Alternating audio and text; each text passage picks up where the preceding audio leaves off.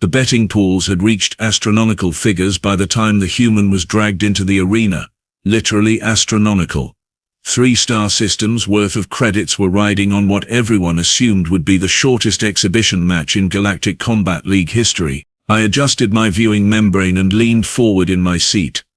As a sports commentator for the Outer Rim Broadcasting Network, I had witnessed exactly 473 arena matches.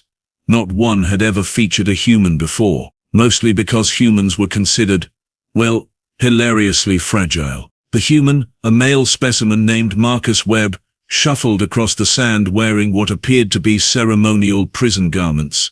Orange, shapeless, utterly ridiculous. His species file scrolled across my datapad. Average height for a human roughly 1.8 meters. Mass, approximately 80 kilograms. No natural armor plating, no venom sacs, no extended claws, no secondary hearts. No regenerative capabilities. Absolutely nothing. Ladies, gentlemen, and assorted consciousness clusters, I announced into my microphone, trying to inject some enthusiasm into what promised to be a massacre. Today we witness an unprecedented event. A human, yes, you heard correctly, a human will face Kragoth the Render in single combat. The crowd erupted. 60,000 beings from across the galaxy, all packed into the Grand Colosseum of Theta Prime, and every single one of them was here to watch a human die in spectacular fashion. Kragoth entered from the opposite gate and the arena floor actually trembled. He stood 4 meters tall, covered in natural chitinous armor that had deflected plasma bolts during the Rim Wars. His 6 arms each held a different weapon, standard issue for his species, 2 plasma axes, 2 vibroblades, and 2 kinetic maces. His mandibles clicked together in what passed for laughter among the Vexthar. The human appears to be inspecting the weapons rack. I narrated, watching Marcus approach the traditional display of arena armaments. As per regulations, each combatant may select from standardized equipment to ensure fairness. What a joke. Fairness. As if giving this soft-skinned creature a plasma rifle would somehow level the playing field against Kragoth. Marcus walked past the energy weapons, past the molecular disruptors, past the gravitic hammers, and the sonic cannons. The crowd's anticipation built into a fever pitch. What would he choose? What could he possibly choose that would make this interesting? He stopped at the far end of the rack, where the antique weapons were displayed. The ones kept purely for historical value. The ones nobody had actually used in combat for centuries. My secondary hearts skipped a beat. The human lifted a sword from its mounting, not a vibroblade, not a plasma-edged cutter, an actual, genuine, ancient human war sword. The datapad identified it as a katana, circa Earth year 1600. Steel, folded steel, a weapon that predated human spaceflight by 400 years. The crowd fell silent. 60,000 beings, struck dumb by the sheer audacity or perhaps stupidity of what they were witnessing. The human has selected. I paused, checking my datapad 3 times to make sure I was reading it correctly. He has selected a primitive metal blade. No power source. No energy field. Just metal. Kragoth's mandibles clicked faster. If I had to translate the sound, it would be something like uncontrollable laughter mixed with utter contempt. Marcus held the sword in both hands, point down, and closed his eyes. For exactly 10 seconds, he stood motionless. The arena's environmental controls were so quiet I could hear the whisper of his breathing through my audio pickups. Then his eyes opened. I have been a commentator for 3 decades. I have watched Thorian berserkers tear through reinforced battle mechs. I have seen Zillic assassins move faster than recording equipment could track. I have witnessed a Kree mother protect her young against a full military squadron. But I had never, in all my years, seen a look quite like the one in Marcus Webb's eyes at that moment. The referee, a floating AI construct, announced the rules. Standard deathmatch protocols. Victory by incapacitation or termination. The medical teams were standing by, though everyone knew they were purely ceremonial at this point. What were they going to do? Reattach a human head? Kragoth charged immediately, all 6 weapons raised. A whirlwind of certain death bearing down on the small human figure in orange clothing. Marcus did not run, did not dodge, did not do anything that survival instinct should have demanded. He took one step forward and raised the sword above his head. Kragoth stumbled, just slightly, just enough to show that he had expected neither of those attacks to be stopped. Incredible, I breathed into my microphone. The human is still alive. He has successfully parried 2 attacks from Kragoth the Render, using a weapon that my historical database claims was designed to fight other humans wearing cloth armor. Marcus spun, a movement so fluid it looked choreographed. The katana traced a silver arc through the arena's atmosphere. Kragoth's third attack, a mace swing that should have pulverized the human's skull, met empty space. Marcus had moved inside the weapon's arc, close to Kragoth's body, too close for the big weapons to be effective. The sword flashed once, twice, 3 times. Precise cuts, each one targeting the joints in Kragoth's armor, where the chitinous plates connected. Dark purple blood, Vexthar blood, splattered across the sand. The blade caught Kragoth under the mandible, in the small gap where even Vexthar armor had to allow for movement. It did not pierce deeply, perhaps 3 centimeters, but it was enough. Kragoth staggered backward, dropping 2 of his weapons to clutch at his throat. His eyes, all 6 of them, were wide with something I had never seen in them before. Fear. Marcus did not press the attack. He simply stood, sword held in a ready position, watching, waiting. Analysis from the combat computers is coming in, I announced, my voice shaking despite my professional training. According to the data, the human is utilizing something called a martial art. Specifically, a sword technique that dates back over 1,000 Earth years. The style is identified as Kenjutsu, and it appears to be designed for exactly this type of combat. Kragoth recovered his dropped weapons and circled, more cautious now. He was learning, adapting, realizing that his opponent was not the helpless prey item everyone had assumed. They clashed again, and again. Each exchange lasted only seconds, but those seconds contained more precise violence than I had seen in entire matches. Marcus moved like water, flowing around attacks that should have connected. His sword was everywhere, blocking, deflecting, occasionally cutting when an opening appeared. The human was breathing hard now. Sweat poured down his face, darkening his orange garments. But his eyes never changed. That look of absolute focus never wavered. Kragoth, meanwhile, was accumulating injuries. Small cuts, precise wounds, none of them fatal, but together they were slowing him down. Purple blood painted abstract patterns across his armor. 15 minutes, I announced, checking my chronometer. The match has lasted 15 minutes. For context, the previous record for a non-augmented combatant against Kragoth was 42 seconds. The betting pools were in complete chaos. Fortunes were being made and lost with every passing moment. Several major financial institutions had apparently gone into emergency shutdown to prevent market collapse, all because of one human with an ancient sword. Marcus lunged forward, faster than I had seen him move before. The katana traced a horizontal line through the air. Kragoth brought all 6 weapons down to block. The sword passed between them. I replayed the footage 3 times before I understood what had happened. Marcus had not aimed for the weapons. He had aimed for the micro gaps between them, threading his blade through impossible spaces with accuracy measured in millimeters. The katana's tip drew a red line across Kragoth's chest plate, scratching the supposedly impenetrable armor. Kragoth looked down at the scratch, then at Marcus, then at the scratch again. He dropped his weapons. All 6 of them clattered to the sand in perfect unison. The arena fell silent once more. This was not surrender. The Vexthar did not surrender. Their biology literally prevented them from feeling the emotion required for capitulation. This was something else. Respect. Kragoth's mandibles clicked in a pattern I had never heard before. My translator struggled for a moment before providing the meaning. You fight with honor, small one. You carry the spirit of ancient warriors in your fragile shell. Marcus lowered his sword, just slightly, but did not sheath it. Smart. Never trust a Vexthar who claims to be impressed.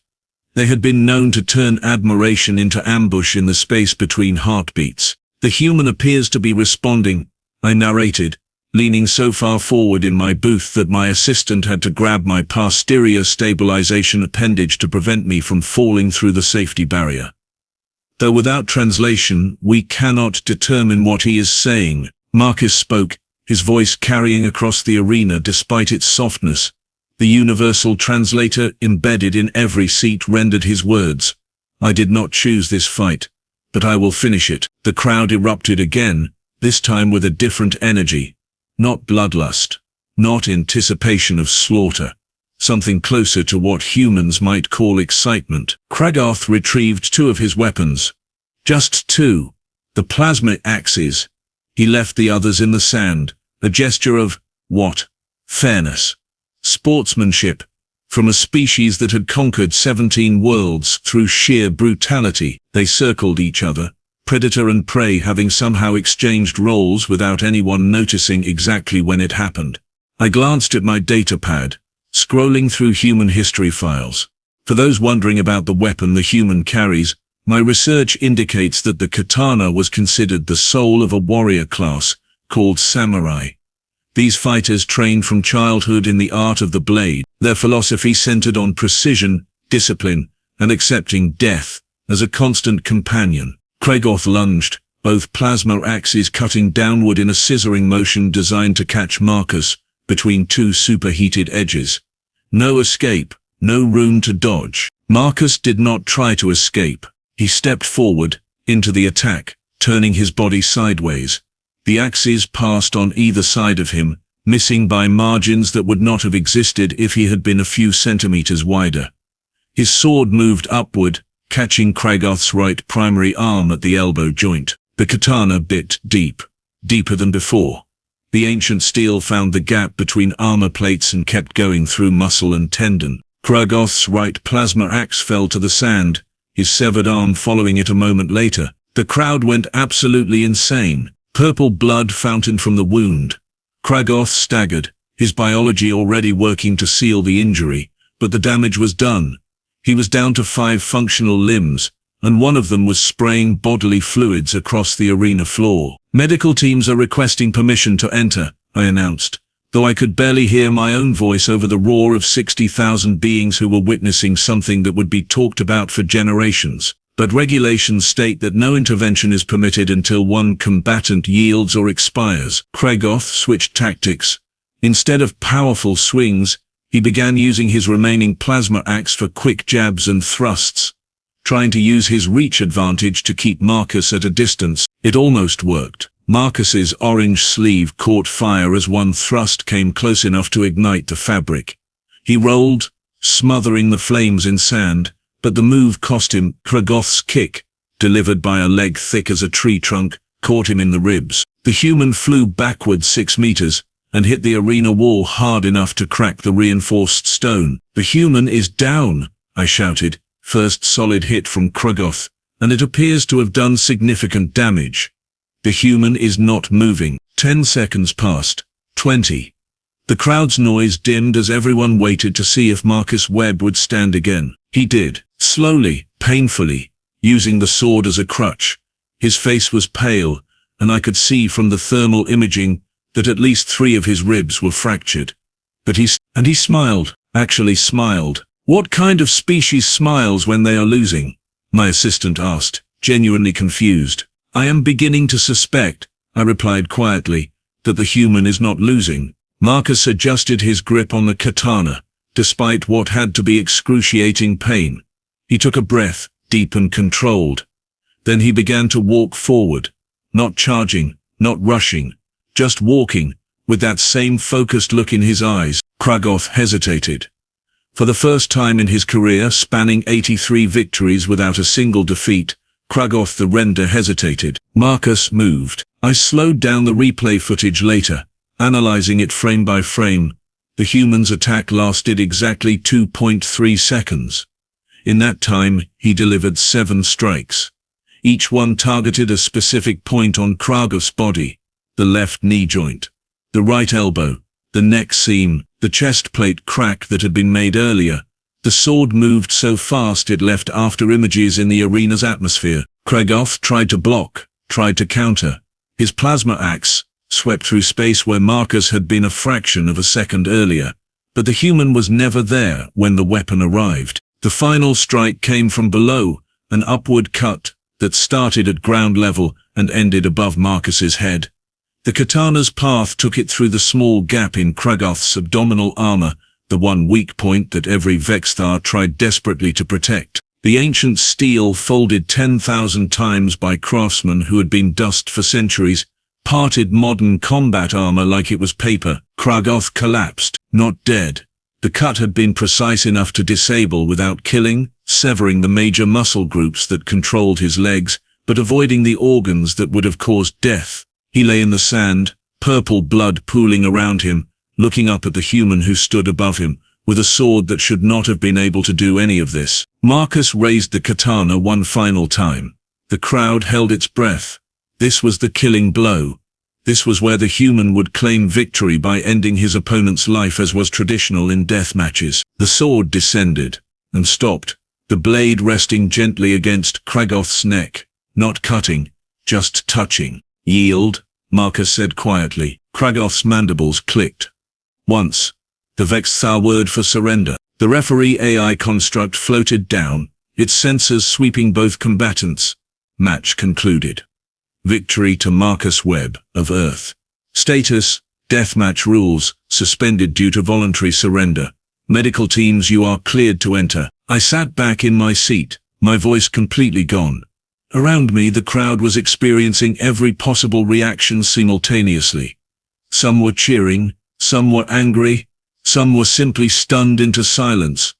Several prominent bookmakers were quietly activating their personal escape shuttles. The medical team swarmed over Kragoth, working to stabilize him and reattach his arm.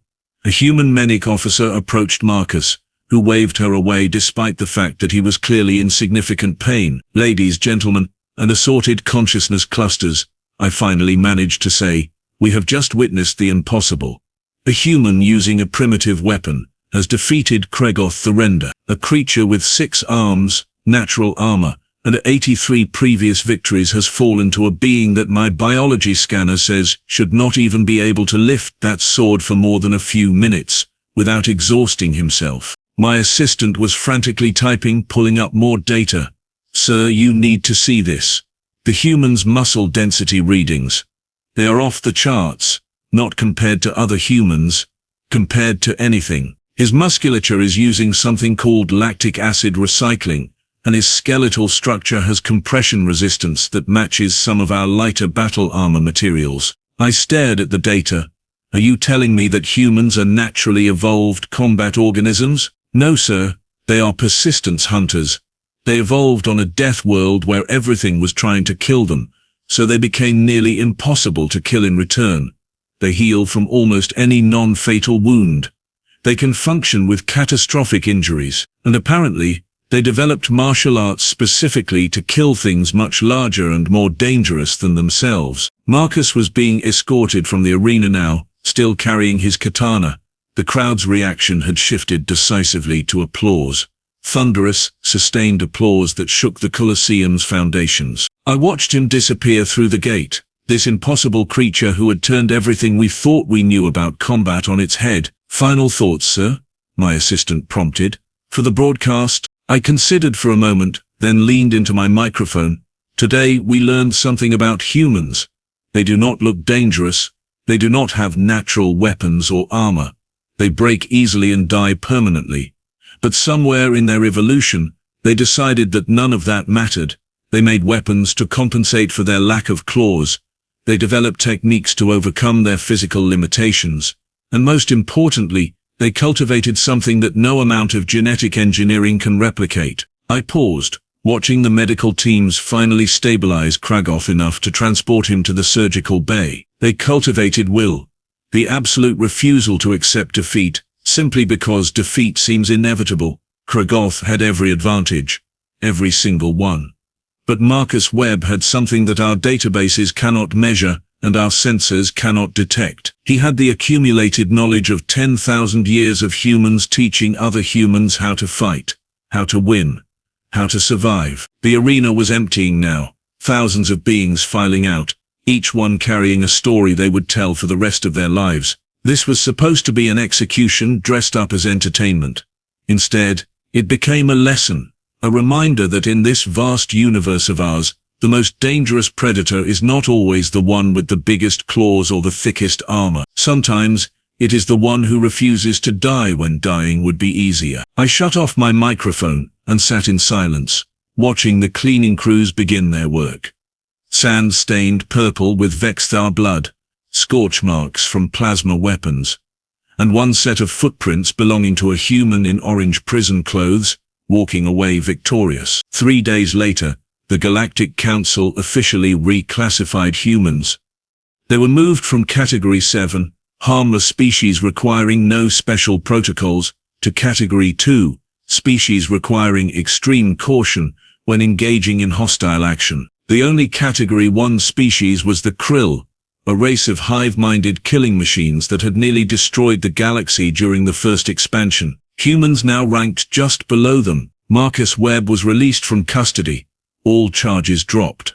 The government that had arrested him, tried him, and sentenced him to death by combat, issued a formal apology and offered him a substantial financial settlement. He declined the money. Instead, he asked for one thing: his sword back. They gave it to him, along with a permit allowing him to carry it anywhere in civilized space. A permit that had only been issued to 3 other beings in galactic history, all of them legendary warriors. The last I heard, Marcus had opened a dojo on the Outer Rim, teaching other humans, and a surprising number of aliens, the ancient art of the katana. His first student was Kragoth, who arrived on 3 functioning arms and a prosthetic, mandibles, clicking in a pattern that my translator informed me meant profound respect. As for me, I never looked at humans the same way again. None of us did. They had shown us that evolution's greatest weapon was not strength or speed or armor. It was the stubborn, ridiculous, beautiful refusal to accept limitations. And perhaps most terrifyingly, they had only just begun to explore the galaxy. We had been so worried about what monsters might be hiding in the dark between stars. We never considered that we might have already met them, walking among us in soft skin and fragile bones, carrying swords made of ancient steel and spirits forged in fire. The human species, small, breakable, absolutely unstoppable.